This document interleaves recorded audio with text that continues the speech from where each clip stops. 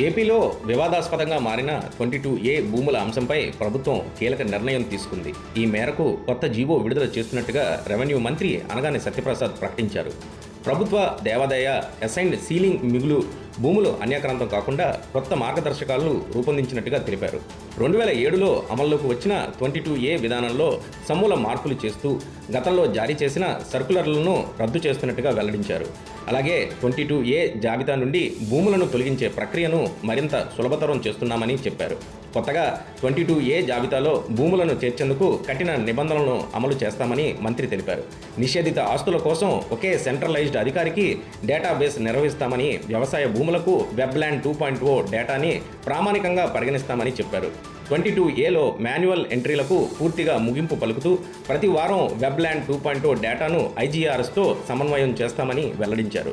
నిషేధిత ఆస్తుల వివరాలను ప్రజలకు ఓపెన్ డొమైన్లో అందుబాటులో ఉంచినట్టుగా తెలిపారు. గ్రామకంఠం భూములను ఎట్టి పరిస్థితుల్లోనూ 22A జాబితాలో చేర్చకూడదని స్పష్టం చేశారు. పట్టా భూములను అనవసరంగా 22Aలో చేర్చితే సంబంధిత అధికారులపై కఠిన చర్యలు తీసుకుంటామని హెచ్చరించారు. చట్టబద్ధంగా క్రమబద్ధీకరించిన ULC భూములు, APSFC వేలంలో కొనుగోలు చేసిన భూములను అర్హత మేరకు 22A తొలగించేలా చర్యలు తీసుకుంటామని తెలిపారు.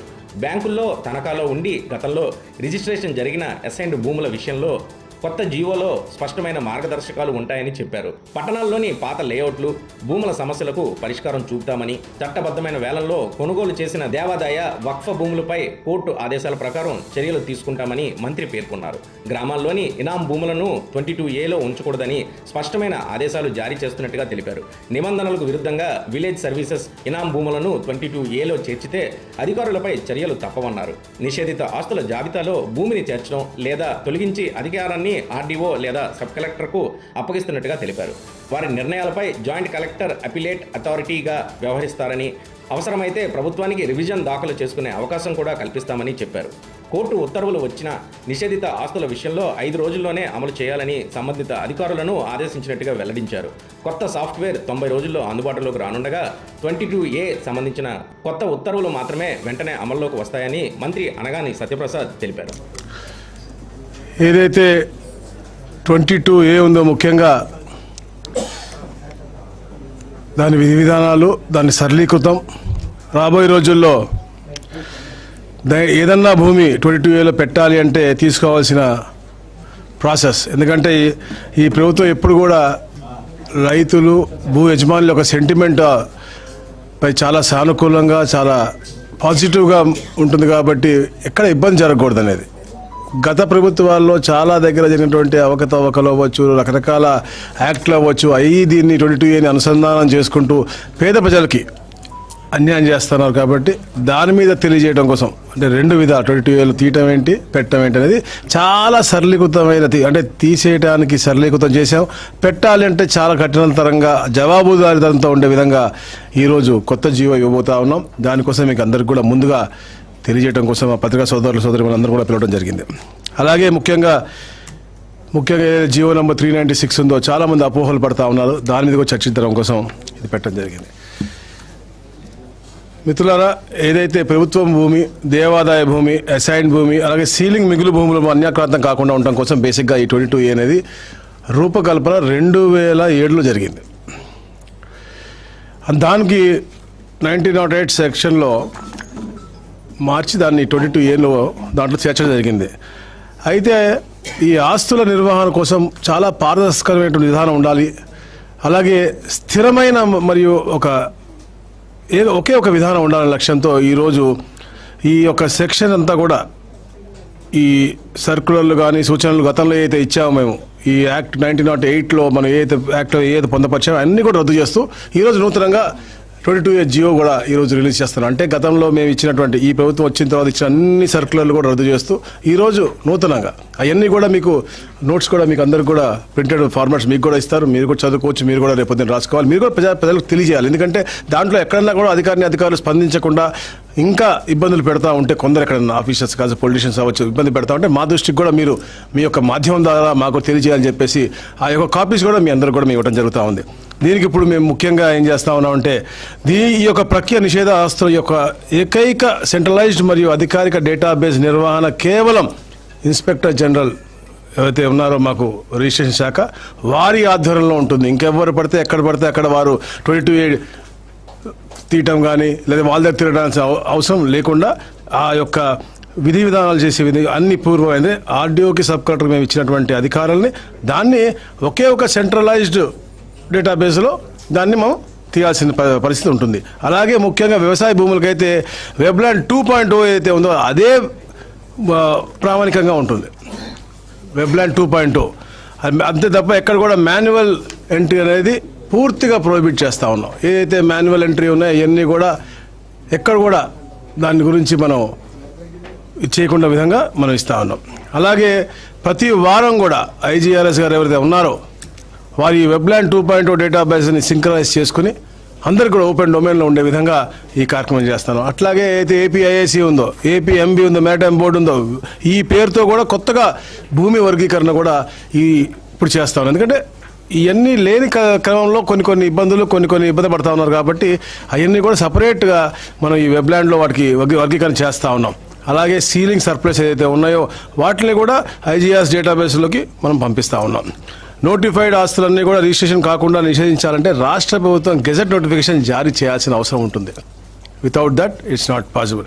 అలాగే కోర్టు కేసులు మరియు ఇతర కేటగిరీల కింద ఐజీఆర్ఎస్ డేటాబేస్లో ఉన్న ఎంట్రీలు కోర్టు తీర్పులకు అనుగుణంగా వాటి ప్రకారం ఇచ్చిన గెజెట్ నోటిఫికేషన్ ఉంటేనే కోర్టు కేసులు మరియు ఇతర కేటగిరీల కింద ఈ ఉంటాయి. అలాగే ముఖ్యంగా గ్రామ కంట భూములు మేము గతంలో కూడా ఇచ్చినాం. ఎట్టి పరిస్థితుల్లో కూడా 22Aలో ఉండడానికి వీలు లేదు. అది చాలా కఠినంగా మేము ఈ రోజు కూడా మళ్ళా తెలియజేస్తా ఉన్నాం. మేము ఎప్పుడు చెప్తున్నాం, పట్టా భూములు ఎట్టి పరిస్థితుల్లో కూడా 22Aలో ఉండకూడదు. ఎందుకంటే ఒక్క సర్వే నంబర్లో ఎక్కడో ఒక దగ్గర చిన్న వేరే అంటే అది ఎండోమెంట్స్ అవ్వచ్చు, వేరే క్లాసిఫికేషన్లో భూమి పరంగానే మొత్తం అంతా పెట్టడం కూడా చాలా స్ట్రిక్ట్గా మేము తీసుకుంటాము. దాన్ని సబ్ డివిజన్ చేసి ఏదైతే క్లియర్గా ఉందో దాన్ని 20A నుంచి రిమూవ్ చేయాలని చెప్పే లక్ష్యంగా మేము చేస్తా ఉన్నాం. అలాగే ముఖ్యంగా ఏదైతే ఆల్రెడీ క్రమబద్ధీకరించినటువంటి యూఎల్సీ భూములు ఉన్నాయో ఆ ఆస్తులు అవి కూడా జాబితా నుంచి మేము 22A నుంచి కూడా తీసేయాలి ఇమీడియట్గా అని చెప్పేసి కూడా మేము ఈరోజు ఈ జీవో ఇస్తూ ఉన్నాం.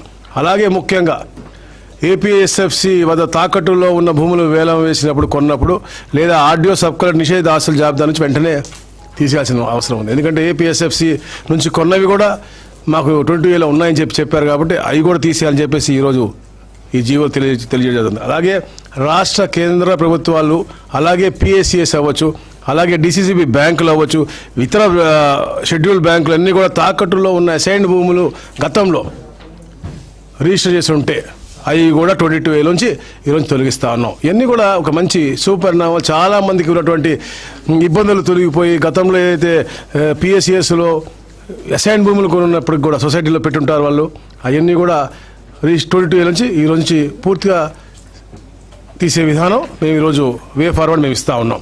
అలాగే అర్బన్ లోకల్ బాడీలో ఆమోదించబడిన లేఅవుట్లో భాగంగా ఉన్న భూములను రిజిస్టర్ చేయాలి. ఎందుకంటే గతంలో ఎప్పుడూ లేఅవుట్లు అయిపోయి అవన్నీ కూడా 22లో చాలా ఇబ్బంది పడతా ఉన్నారు. ఇవన్నీ పాతకాలంలో జరిగినటువంటి అన్అప్రూవ్డ్ లేఅవుట్స్ అవన్నీ కూడా ఇమీడియట్గా చేయాలని చెప్పేసి కూడా గ్రీన్ సిగ్నల్ ఈరోజు మేము చెప్తా ఉన్నాం. అలాగే చట్ట ప్రకారంగా వేలం వేసినటువంటి ప్రైవేట్ వ్యక్తులు లేదా సంస్థల ద్వారా కొనుగోలు కాబడినటువంటి ఎండోమెంట్స్ ఇవి కానీ ఇవన్నీ కూడా ఎప్పుడైతే సుప్రీంకోర్టు ఆర్డర్ వచ్చిందో దానికి ప్రయర్గా ఉన్నటువంటి సమయంలో ఏదైతే దేవాదాయ లేకపోతే వక్ఫ్ బోర్డు భూములు వాళ్ళు వేలంలో కొనుంటే అవి కూడా 22A నుంచి పూర్తిగా తీసేస్తూ ఉన్నాం. అలాగే విలేజ్ సర్వీస్ ఇనాం అనేది ఎట్టి పరిస్థితుల్లో 22Aలో ఉండకూడదు అనేది కూడా ఈరోజు జీవోలో ఇస్తా ఉన్నాం. ఎక్కడన్నా విలేజ్ సర్వీస్ ఇనాం ఇంకా కూడా 22Aలో పెట్టి ఉండని తెలిస్తే తప్పకుండా అక్కడ పెట్టిన ఎటు అధికారం అయితే లేదు, బట్ అయినా కూడా అలా చెప్పిన అధికారులు మాత్రం ఎట్టి పరిస్థితి క్షమించేది లేదని కూడా తెలియజేస్తా ఉన్నాం. అలాగే షరతులో కూడినటువంటి పట్టాయి ముఖ్యంగా ఈ కృష్ణా గుంటూరు జిల్లాలో ఉన్నాయి, అవన్నీ కూడా 22A నుంచి తొలగిస్తా ఉన్నాం.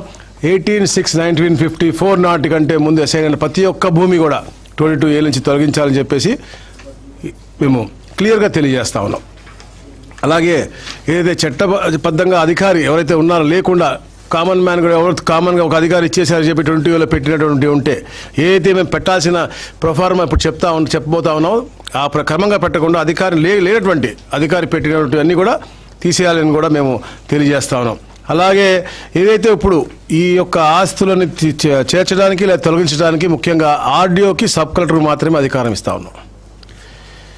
ఇప్పుడు అంటే పై అధికారుల దగ్గరకో ఇంకో దగ్గర తిరగకుండా ఉండే విధంగా నిషేధిత ఆస్తుల జాబితాలో ఏదైనా భూమిని చేర్చడానికి లేదా తొలగించడానికి ఆర్డీఓకి లేదా సబ్ కలెక్టర్కి మాత్రమే ఇస్తా ఉన్నాం. వెబ్లాండ్లో అందుబాటులో ఉన్న వివరాలు మరియు ఎప్పటికప్పుడు సవరించిన నిర్దిష్ట విధానాల ప్రకారం 22A జాబితాలో చేర్చే అవకాశం లేని ఆస్తిని కూడా ఏ అధికారి కూడా నిషేధిత జాబితాలో చేర్చకూడదు. అలాగే ఏదో యుఎల్సి నిర్ణీత విస్తీర్ణం మించిన ఆస్తుల విషయంలో ప్రభుత్వం కాంపిటెంట్ అథారిటీ.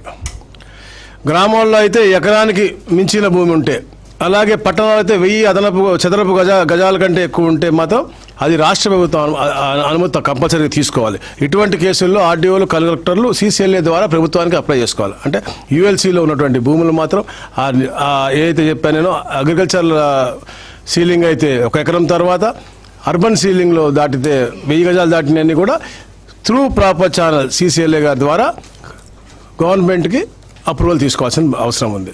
అలాగే ఆర్డీఓ లేదా సబ్ కలెక్టర్ జారీ చేసిన ఏ ఉత్తర్వుకైనా సంబంధించి జిల్లా జాయింట్ కలెక్టర్ అప్లేట్ అథారిటీగా వ్యవహరిస్తారు. జాయింట్ కలెక్టర్గా జారీ చేసిన ఉత్తర్వులపై ప్రభుత్వానికి రివిజన్ దాఖలు చేసుకునే అవకాశం కూడా ఇస్తా ఉన్నాం. ఏదన్నా మీకు నచ్చని అలా ఆర్డర్ నచ్చకపోతే వెంటనే జాయింట్ కలెక్టర్ దగ్గర మీరు అప్పీల్ చేసుకోవచ్చు. అక్కడి వరకు కాని పక్షంలో 100%గా గవర్నమెంట్ చేసుకోవచ్చు. ఇట్లా ఒక నిర్దిష్టమైన సమయం కూడా అన్నిటికీ టైం అని ఇస్తూ ఉన్నాం. ఏదైతే నిషేధిత ఆస్తుల జాబితాలో ఉన్న భూమిని సంబంధించి కోర్టులు ఆదేశాలు ఇస్తే వెంటనే సబ్ రిజిస్ట్రార్ సంబంధిత రెవెన్యూ అధికారులు 5 రోజుల గడువు చెప్పేయాల్సిన బాధ్యత ఉంది. ఎందుకంటే లేట్ అయిందని, లేకపోతే దాన్ని అలా అడక మీద పెట్టేసేసి ఇబ్బంది జరిగే విధానంగా లేకుండా 5 days నిర్దిష్టమైనటువంటి సమయం కూడా ఆ యొక్క సబ్ రిజిస్ట్రార్కి మనం చెప్తా ఉన్నాం. ఎక్కడ కూడా డిఫరెన్స్ ఆఫ్ ఇది ఉండకూడదు. అలాగే ఈ యొక్క కొత్త మార్గదర్శకాలు అన్నీ కూడా 90 రోజుల్లో ఏదైతే సాఫ్ట్వేర్ అన్నీ ఉన్నాయి కూడా IGRS CCLA అందరూ కూడా కలిసి ఈ సాఫ్ట్వేర్ అప్లోడ్ కూడా చేసుకునే సమయం కూడా మేము ఈ 90 రోజులు ఇస్తూ ఉన్నాం. కానీ ఈ ఉత్తర్వులు మాత్రం ఇప్పటి నుంచే అమల్లోకి వస్తూ ఉన్నాయి, ఈ క్షణం నుంచే అమల్లోకి వస్తూ ఉన్నాయి. అందుకని ఎక్కడ కూడా దీంట్లో డీవియేషన్ జరిగితే ఆ సంబంధిత అధికారిని ఎట్టి పరిస్థితుల్లో ఈ ప్రభుత్వం క్షమించదని చెప్పేసి నేను మరీ చెప్తాను. మేము సరళీకృతం చేయడం కోసం చాలా ప్రయత్నం చేస్తాం. అయినప్పటికీ కూడా క్షేత్రస్థాయిలో పేదవాళ్ళు ఇబ్బంది పడుతూ ఉన్నారు, ఇంకా గ్రీవెన్స్లు వస్తూ ఉన్నాయి. కాబట్టి చాలా నిర్దిష్టమైనటువంటి ఇది చాలా క్లియర్గా మీకు మేము బ్రీఫ్గా ఈ యొక్క కొత్త జియో ఇస్తూ ఉన్నాం. కాబట్టి సరళీకృతం అవుతూ ఉంటుంది. ఏదన్నా కోర్టు ఆర్డర్ ఉంటే అది ఎలా పెట్టాలో విధి విధానం కూడా మళ్ళీ మేము అది సపరేట్గా ఇస్తూ ఉన్నాం. కాబట్టి దాని విధంగా పెట్టాల్సిన అవసరం ఉందని చెప్పి తెలియజేస్తాను. చేర్చడం కోసం కూడా కొత్తగా మేము పెట్టినటువంటి, అంటే దీన్ని కేవలంగా పిలిచామా చెప్పామా అని కాదు. ఇప్పుడు బర్డెన్ ఆఫ్ ప్రూఫ్ కూడా ఆ పెడతాను అని చెప్పినటువంటి అధికారి మీద ఉంటుంది. ఎవరికైనా ఇవ్వాలి పెట్టాలి అంటే ఎవరైనా ప్రైవేట్ పోయి అతనికి ఒక నోటీస్ ఇవ్వాలి. ఈ కారణాల వల్ల మేము చేస్తున్నాం అని చెప్పేసి నోటీస్ ఇవ్వాల్సిన అవసరం ఉంది. ఇచ్చిన తర్వాత అతని డాక్యుమెంట్ కరెక్టా, గవర్నమెంట్ డాక్యుమెంట్ కరెక్టా అనేది అది ప్రూవ్ చేసుకున్న బాధ్యత కూడా ఈరోజు గవర్నమెంట్ అధికారికి ఇస్తూ ఉన్నాం. అతను వచ్చి పేపర్ చూపించుకుని ఇది నాది అని చెప్పాల్సిన అవసరం లేదు. ఇది బర్డెన్ ఆఫ్ ప్రూఫ్ అనేది మేము ఒక అధికారికి ఇస్తూ ఉన్నాం. ఏదన్నా కొత్తగా ప్రతిపాదించిన మార్గదర్శకాల ప్రకారం ఏదైనా భూమి 20 జాబితాలు చేర్చడానికి అంటే కేవలం ఆ అధికారి తనంతట తాను క్లరికల్ పనిలా చేయకూడదు. అది ఒక క్వాసీ జ్యుడిషియల్ చర్యగా తీసుకుంటా ఉన్నాం. అంటే ఆ భూమి 22 జాబితాలో చేర్చాలంటే నోటీసులు ఇవ్వాలి, విచారణ చేయాలి, వివరణ తీసుకోవాలి. తన భూమి ప్రభుత్వ భూమి కాదని నిరూపించుకోవాల్సిన బాధ్యత పౌరులపైన, భూ యజమానులపైన ఉండదు. దీనికి ప్రభుత్వమే బాధ్యత వహిస్తుంది. అంత క్లియర్ గైడ్లైన్స్ కూడా మేము ఇస్తా ఉన్నాం. ఇవన్నీ కూడా ఆచరణ చేసి తీరుతామని చెప్పేసి మేము తెలియజేస్తా ఉన్నాం. అలాగే ఏదైనా 22A జాబితాలో చేర్చాలని సంబంధిత అధికారి ప్రతిపాదించిన తర్వాత ఆ తదుపరి దశలో సంబంధిత అధికారి కన్నా ఏ ర్యాంకులో ఉండి వేరే స్థాయిలో ఉన్న అధికారి రిపోర్ట్ చేసే అధికారి ఆ ఫైల్ను స్వతంత్రంగా సమీక్షించాలి. గ్రామీణ ప్రాంతాలకు సంబంధించిన అయితే ప్రతిపాదిక అధికారికి ఆర్డీఓ ఉంటే సమీక్ష చేయడానికి జిల్లా రెవెన్యూ అధికారిగా ఉంటారు. ఈయన జాయింట్ కలెక్టర్ గారికి రిపోర్ట్ చేస్తారు. అదే అర్బన్ ప్రాంతాల్లో అయితే జాయింట్ కలెక్టర్ గారు సమీక్షిస్తే జిల్లా కలెక్టర్ గారు దాన్ని సమీక్షిస్తారు. అలాగే CCLA గారికి రిపోర్ట్ చేస్తారు. ఇట్లా ఒక లేయర్ వైజ్గా పెట్టుకుంటా పోతా ఉన్నాం. ఇలాంటి జాబితాలన్నీ కూడా IGRS AP నుంచి రాష్ట్ర వ్యాప్తంగా గుర్తుండే విధంగా, అంటే ఒక నంబర్ ఇచ్చి దానికి ఓపెన్ డొమైన్లో పెట్టి ఎందుకు పెడుతున్నాం, ఏం పెడుతున్నాం అందరికీ కూడా యాక్సెసిబిలిటీ ఉండే విధంగా, అంటే సంబంధించి అన్ని డిపార్ట్మెంట్లకు కూడా ఒక యాక్సెస్ ఉండే విధంగా దీన్ని ఓపెన్ డొమైన్లో పెట్టి వాళ్ళకు కూడా తెలియజేసే విధంగా ఈ యొక్క కార్యక్రమం, అంటే ఇంత ముందులాగా ఏది పడితే అది చిన్న డిస్ప్యూట్ ఉంటాయని కాదు, కోర్టు నుంచి వచ్చినది కూడా, కోర్టు నుంచి ఒక నిర్దిష్టమైన ఆర్డర్ వస్తే దాన్ని కూడా అందరికీ తెలియజేసి దీని మూలంగా మేము పెడుతున్నామని చెప్పేసి నోటీస్ ఇచ్చి పెట్టాల్సింది ఇది ఉంది. దానికి కూడా ప్రూఫ్ కూడా ఇవ్వాలి, రిజిస్టర్ పోస్ట్ ద్వారా కానీ లేకపోతే అవతల నుంచి ఏదో ఒక ఈ కేవైసీ ఎలా అయితే మనం తీసుకుని అక్కడి నుంచి అథెంటికేషన్ తీసుకుని అలాంటి తీసుకుని మాత్రమే పెట్టగలరు తప్ప ఎట్టి బస్సులో వేరే విధంగా పెట్టే విధంగా లేకుండా చేయాల్సిన అవసరం. అలాగే 6 మనం వివిధ అంశాలు కూడా క్వశ్చన్ కూడా పెట్టాం దాంట్లో. ఇవన్నీ నిర్ధారించబడితేనే అది 20A పెట్టాలని చెప్పేసి కూడా మేము క్లియర్ కట్గా మీకు ఇచ్చిన దీంట్లో ఉంది. అలాగే ఈ ప్రాసెస్ అంతా కూడా పూర్తయిన తర్వాత భూమి సబ్ డివిజన్ చేసి సంబంధిత పౌరుడికి షో కాజ్ నోటీస్ మాత్రం కంపల్సరీగా పంపించాల్సిన అవసరం ఉంది. ఈ నోటీసు 3 పద్ధతుల్లో పంపించాలి. ఒకటి రిజిస్టర్ పోస్ట్, రెండోది డిజిటల్ డెలివరీ, మూడోది భూ